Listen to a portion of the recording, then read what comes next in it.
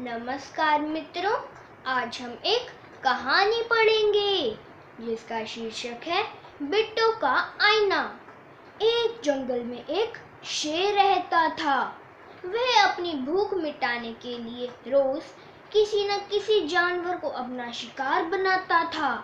एक दिन उसने सोचा कि रोज रोज खुद शिकार करने से तो अच्छा है कि शिकार अपने आप ही मेरे पास आ जाए। ऐसा सोचकर उसने सभी जानवरों को बुलाया और कहा, प्रतिदिन सभी जानवर बारी बारी मेरे लिए भोजन का प्रबंध करेंगे।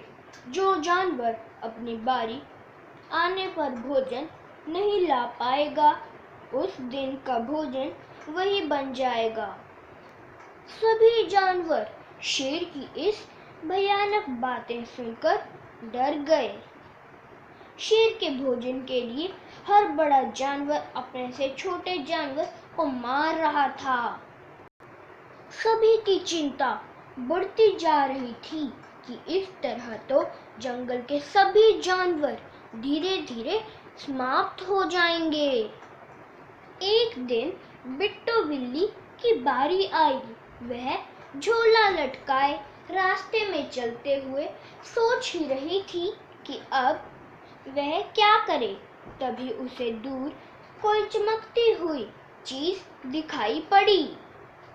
उसने पास जाकर देखा तो वहां एक आईना पड़ा था।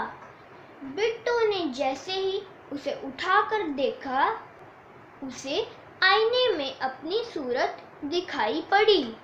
उसमें देखकर वह तरह तरह के चेहरे बनाने लगी। अचानक उसे एक तरकीब सूझी। उसने उस आईने को अपने झोले में डाला और शेर के पास चल दी। शेर भूख से पागल हो रहा था।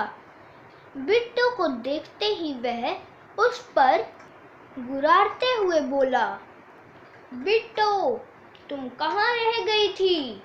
तुम्हें पता नहीं था कि आज खाना लाने की बारी तुम्हारी है? बिल्ली घबराते हुए बोली, महाराज, मैं समय पर तो आ जाती, पर मुझे रास्ते में एक दूसरे शेर ने रोका और कहा कि जंगल का राजा मैं हूँ, मेरे लिए भोजन लाओ। पर मैंने उसकी एक न मानी। मैंने उससे कहा कि जंगल में तो केवल एक ही राजा है और मैं उन्हीं के लिए भोजन लेकर जाऊंगी। कौन है वह? सामने लाओ उसे, शेर गरजते हुए बोला। वह बहुत डरावना है महाराज। आप कहें तो मैं उसे आपसे मिलाती हूँ। वह मेरे साथ ही आया है। बिल्ली ने चालाकी से कहा, मुझसे ज्यादा डरावना और बलवान कोई भी नहीं है। तुम उसे मुझसे मिलवाओ, मैं उसी को खा जाऊंगा। शेर ने गुस्से से बोला। यह सुनते ही बिट्टू ने जैसे ही अपने झोले में से आईना निकाला और शेर के सामने किया, उसे आईने में अपनी सूरत दिखाई दी। इतनी भयानक सूरत और विशाल शरीर देखकर शेर को लगा कि सामने वाला शेर ज्यादा ताकतवर है और उसे मार सकता है। बस फिर क्या था, शेर दुम दबाकर उस जंगल से भाग गया। सभी जानवरों ने बिट्टू को उसकी सूझबूझ के लिए शाबाशी दी। अब सभी जानवर खुशी खुशी मिलजुल कर रहने लगे।